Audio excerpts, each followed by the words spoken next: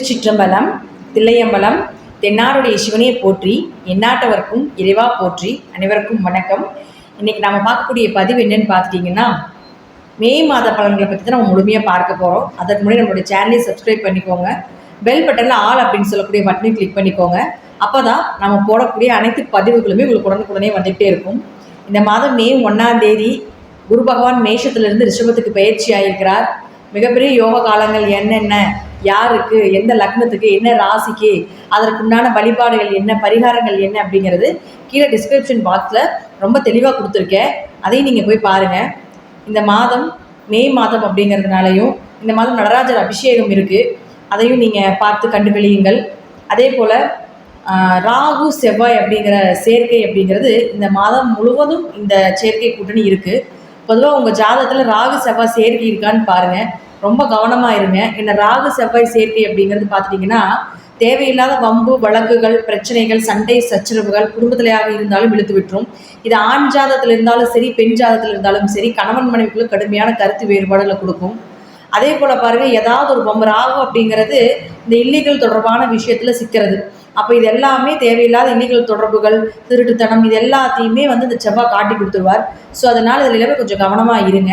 பொதுவாக ஜாதகத்திலே ராகு செவ்வாய் சேர்க்கை இருக்குது அப்படின்னாலே, பெண் ஜாதகமாக இருந்தால் என்ன செய்வாங்கன்னா, எனக்கு இது திருமண வாழ்க்கையே பிடிக்கல அப்படின்னு சொல்லி தாலி கழட்டி வீசிடுவாங்க. ஆண் ஜாதகமாக இருந்தாங்கன்னு வச்சுக்கோங்களேன், கை கலப்பு, சண்டை, பிரச்சனை, அடிக்கிறது, மனைவியை கொடுமைப்படுத்துறது, ஒரு வளர்ச்சி இல்லாமல் இருக்கிறது, திருமணத்துக்கு பின்பு 2 பேர்த்துக்குமே, கணவன் மனைவி 2 பேர்த்துக்குமே வளர்ச்சி குறைவு அப்படிங்கிற ஒரு சேர்க்கை எல்லாமே இந்த மாதிரி ஒரு நடைமுறையில் நடந்துட்டு இருக்கக்கூடிய அமைப்பு தான் இந்த செவ்வாய் ராகு சேர்க்கை. அதனால் யார் ஜாதகத்தில் செவ்வாய் ராகு சேர்க்கை இருக்கோ அவங்களாம் கொஞ்சம் கவனமாக இருங்க. ஏன் அப்படி சொல்கிறேன்னு பார்த்துட்டிங்கன்னா, இந்த காலகட்டங்களில் எல்லா கிரகங்களும் ராகு கேதுக்குள்ளே அடக்கமாயிட்டாங்க. ஒரே ஒரு கிரகம் மட்டும்தான் சனி பகவான் வெளியே நிற்கிறார். அவரும் சதயத்தில் ராகு சாரத்தில் நிற்கிறார். ஸோ இதுவும் உங்களுக்கு முழுக்க 100% கால சர்ப்ப தோஷம் உள்ள ஒரு அமைப்பு. இந்த மாதத்தில் பிறக்கக்கூடிய எல்லாருக்குமே இந்த அமைப்பில் தான் இருக்கும். அதனால் அது மட்டும் இல்லாமல் செவ்வாய் ராகு சேர்க்கையாகவும் இருக்கிறதுனாலையும் கொஞ்சம் வம்பு வழக்குகள் இயற்கையாகவே உங்கள் குடும்பத்தில் நடக்கிறதுக்கு வாய்ப்புகள் உண்டு. கொஞ்சம் கோபத்தை கட்டுப்படுத்திக்கோங்க, பிடிவாத குணத்தையும் கட்டுப்படுத்திக்கோங்க அப்படின்னு ஒரு அமைப்பு உண்டு. உலகளவில் பார்த்துட்டாலும் நம்ம இந்த உலகியல் ஜோதிட முறையில் நம்ம பார்த்துட்டாலும் கூட போர்க்குணம், அதே போல் பார்த்துட்டிங்கன்னா தேவையில்லாத ஒரு பிரச்சனைகள், நம்ம நாட்டுக்கும் எதிரி நாட்டுக்கும் பிரச்சனைகள் வரக்கூடிய ஒரு அமைப்பு. எங்கே பார்த்தாலும் செவ்வாய்னா உங்களுக்கு நெருப்புன்னு சொல்கிறோம், தீ பிடிக்கிறது, இது போல் ஏதாவது ஒரு விஷயங்கள், அடிதடி, வம்பு வழக்கு, சண்டை சச்சரவு, ஆக்சிடென்ட் ஆகிறது, போகிற விபத்துகள் எல்லாமே செவ்வாய் ராகு தான். ஸோ இந்த செவ்வாய் ராகு சேர்க்கை இருக்கிறவங்களும் பாருங்கள், இந்த காலகட்டங்களில் பயணத்தை தவிர்த்துக்கோங்க. அப்போ ராகுனா இருள் கிரகம்னு சொல்கிறோம். அப்போ கடைசிக்கு இரவு நேரத்துலையாவது பயணத்தை தவிர்த்து கொள்ள வேண்டும் அப்படிங்கிறது ஒரு சின்ன அட்வைஸாக நீங்கள் வச்சுக்கோங்க. இப்போ நாம் ஒவ்வொரு ராசிக்கும் உண்டான பலன்களை பார்க்கலாம்.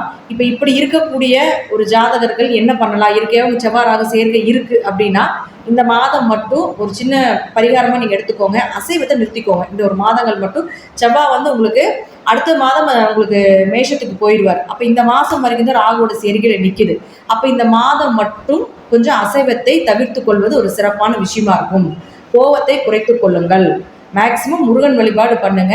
அதே போல் பாருங்கள், ராகுவை கண்ட்ரோல் பண்ணக்கூடிய ஒரே தெய்வம் யாருன்னா காளி, துர்க்கை, இந்த மாதிரி தெய்வங்கள் தான்.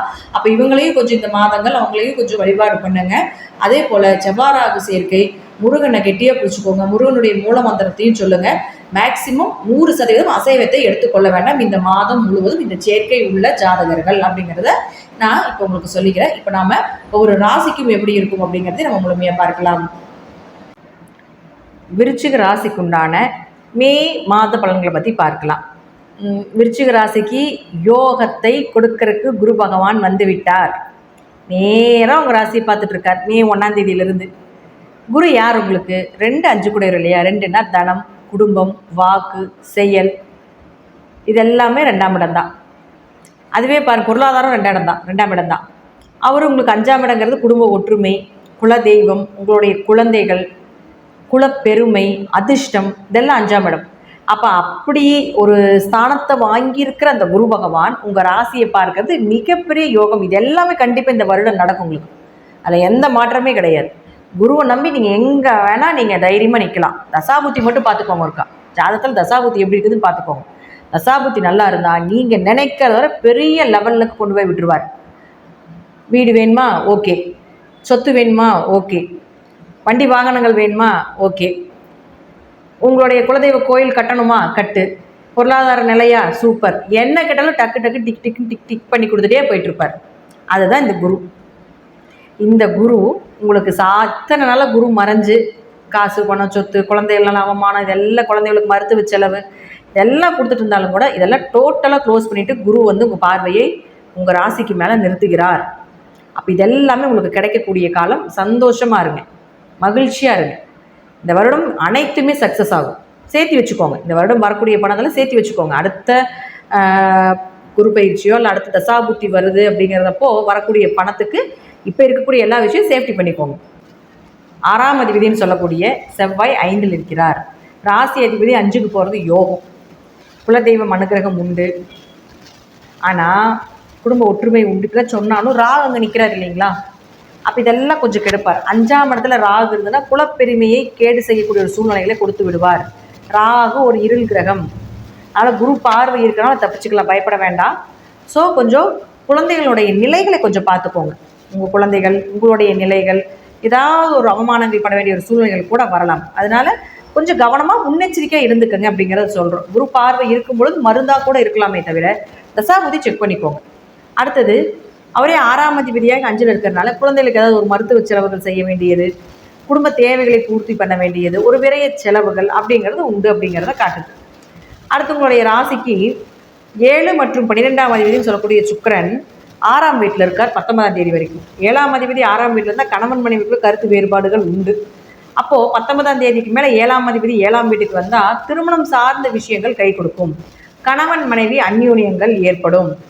வரன் வரக்கூடிய வரன் நீங்கள் எதிர்பார்த்த வரன் வர்றதுக்கு உண்டான வாய்ப்புகள் உண்டு. பார்ட்னர் கூட தொழில் பண்ணிட்டு இருக்கீங்கன்னா அதில் வந்து ஒரு நல்ல வளர்ச்சி, நல்ல பண வரவு கிடைக்கும். வியாபாரம் செழிப்பாக இருக்கும். கிளைண்ட் நிறைய வருவாங்க. ஒரு தொழில் பண்ணிட்டு இருக்கீங்க, ஒரு வியாபாரம் பண்ணிட்டு இருக்கீங்க, அதில் வந்து நிறைய வாடிக்கையாளர்கள் வருவதற்கு உண்டான வாய்ப்புகள் உண்டு. அடுத்து அவரே 12ஆம் அதிபதி ஆகிறார் இல்லைங்களா? அப்போ 12ஆம் அதிபதியாக 7ல் இருக்கும் பொழுது குடும்பத்தோடு சேர்ந்து வெளிநாடு வெளியூர் சுற்றுப்பயணம் போயிட்டு வரக்கூடிய ஒரு அமைப்பு. 12ங்கிறது வெளியூர் வெளிநாடு பயணம், சுற்றுலா, இன்ப சுற்றுலா, தீர்த்த யாத்திரை இதெல்லாமே வந்துடும். அப்போ குடும்பத்தோடு சேர்ந்து போயிட்டு வரக்கூடிய ஒரு அமைப்பையும் ஏற்படுத்தி கொடுத்து விடுவார். கொஞ்சம் விரயங்களும் ஆகும் அப்படிங்கிறத காட்டுது. அடுத்து 8 மற்றும் 11ஆம் அதிபதினு சொல்லக்கூடிய புதன் வந்து இங்கே 10ஆம் தேதி வரைக்கும் நீசமாகிறார். 8ஆம் அதிபதி நீசமான அவமான குறைவு, அதில் பாதிப்புகள் இல்லை. அடுத்து பாருங்க, அவரே உங்களுக்கு 11ஆம் அதிபதி ஆகிறதால கொஞ்சம் லாபங்கள் குறைஞ்சு வந்திருக்கும் அப்படிங்கிறது அமைப்பு உண்டு. உழைத்த உழைப்புக்கு ஊதியம் இருக்காது அப்படிங்கிறது அமைப்பு. அப்போ 10ஆம் தேதிக்கு மேலே பாருங்க அவர் 6ஆம் வீட்டுக்கு வரார். அப்போது உங்களுடைய 8ஆம் அதிபதி 6ஆம் வீட்டில் மறைந்தால் விபரீத ராஜயோகம் உண்டு. கடன் அடைக்கிறதுக்கோ நோய் சார்ந்த விஷயமெல்லாம் கொஞ்சம் குறைவதற்குண்டான வாய்ப்புகள் உண்டு. அப்போ அவரே 11ஆம் அதிபதி 6ஆம் வீட்டில் இருந்தால் நீங்கள் வேலைக்கு தேடுறீங்க, ஒரு உத்தியோகம் தேடுறீங்கன்னா நீங்கள் எதிர்பார்த்த லாபங்கள் கிடைக்கும். நல்ல வருமானம் கிடைப்பதற்குண்டான வேலை வாய்ப்புகளும் நிச்சயமாக ஏற்படுத்தி கொடுப்பார். 11/6 தொடர்பு ஏற்பட்டாலே நிச்சயமாக உங்களுடைய லாபங்கள் கொஞ்சம் கரையத்தான் செய்யும். ஏதாவது ஒரு நோய்க்காகவோ வம்பு வழக்குகளுக்கோ ஏதாவது கேஸ் ஏதாவது போட்டிருந்தீங்கனாலோ அல்லது வந்து ஏதாவது கடன் அடைபடுவதற்காகவோ எதுக்காக ஒன்று குறையத்தான் செய்யும். ஆனால் குறைந்தாலும் உங்களுக்கு ஒரு பக்கம் குறைந்தாலும் ஒரு பக்கத்தில் லாபத்தை கொடுக்குற குரு நிற்கிறார். அதனால் தைரியமாக இருக்கலாம். அடுத்து உங்களுடைய ராசிக்கு 10ஆம் அதிபதினு சொல்லக்கூடிய சூரியன் 6ஆம் வீட்டில் இருந்தார். 10 குடையர் 6ஆம் வீட்டில் 14ஆம் தேதி வரைக்கும் இருக்கிறார். தொழிலும் புதுசாக இன்வெஸ்ட்மெண்ட் பண்ண வேண்டாம். ஆனால் அடுத்தது சூரியன் பாருங்க உங்களுக்கு 7ஆம் வீட்டில் போய் குருவோட சேர்றார். அப்போ குருவோட சேர்ந்தா என்ன ஆகும்? சிவராஜ யோகமாக வேலை செய்யும். இந்த சிவராஜ யோகம் உங்களுக்கு நிச்சயமாக பண வரவை அதிகப்படுத்தி கொடுக்கும். தொழில் ரீதியாக புதிய தொழில் தொடங்குவதற்குண்டான வாய்ப்புகள், தொழில் ரீதியாக ஒரு பெயர் புகழ் மதிப்பு மரியாதை கொடுத்து விடுவார். அவர் 10ஆம் அதிபதி ஆகிறதுனால அவரே வந்து உங்களுக்கு சுக்கிரனும் அதே இடத்துக்கு உங்களுக்கு மாறி வரும் பொழுது குரு சூரியன் சுக்கிரன் இது எல்லாமே மிகப்பெரிய ராஜயோகத்தை உங்களுக்கு கொடுப்பார். நேராக இவங்கெல்லாம் ஒரு ராசியை பார்க்கறதுனால இந்த மாதம் மிகப்பெரிய ஒரு ஜாக்பாட் மாதமாக உண்டு. தொழில் ரீதியாக நிறைய பேர்த்து சந்திக்க வேண்டிய சூழ்நிலைகளை கொடுத்துருவார், அறிமுகப்படுத்தி விட்டுருவார். அப்போ நிறைய பெரிய பெரிய தொடர்புகளை ஏற்படுத்தி கொடுப்பார். அப்போ யாராவது உங்களுக்கு ஒரு தொழில் செய்கிறதுக்கு உங்களுக்கு ஒரு பெரிய மீட்டிங் அட்டன் பண்ணணும், ஒரு பெரிய பார்ட்டி உங்களுக்கு வேணும், தொழிலுக்கு இன்வெஸ்ட்மெண்ட் பண்ணுறதுக்காகவோ அல்லது தொழில் உங்களை நடத்த முடியல, அதை நடத்துறதுக்குண்டான ஒரு பார்ட்னர் வேணும்னு நினச்சிங்கன்னா இந்த மாதம் 19ஆம் தேதிக்கு மேலே இதெல்லாமே நடப்பதற்குண்டான வாய்ப்புகள் உண்டு. தைரியமாக இருக்கலாம். உங்களுக்கு யோக காலங்கள் வந்து விட்டது. 15ஆம் தேதிக்கு மேலேயே உங்களுக்கு வந்து 14லேயே சூரியன் மாறினோடவே மிகப்பெரிய யோகங்கள் உண்டு. சிவராஜ யோகமும் அதே போல் குருவும் சுக்கிரனும் பார்த்திங்கன்னா தேவகுரு அசுரகுரு இவங்க நல்லா சேர்ந்து நின்று மிகப்பெரிய யோகத்தையும் மிகப்பெரிய பண பலத்தையும் ஆட்கள் பலத்தையும் அதிகப்படுத்தி கொடுப்பார். நன்றி, வாழ்த்துக்கள். மீண்டும் ஒரு நல்ல பதிவை சந்திக்கலாம். திருச்சிற்றம்பலம், தில்லையம்பலம், நரசிம்மர் திருவடிகளே சரணம்.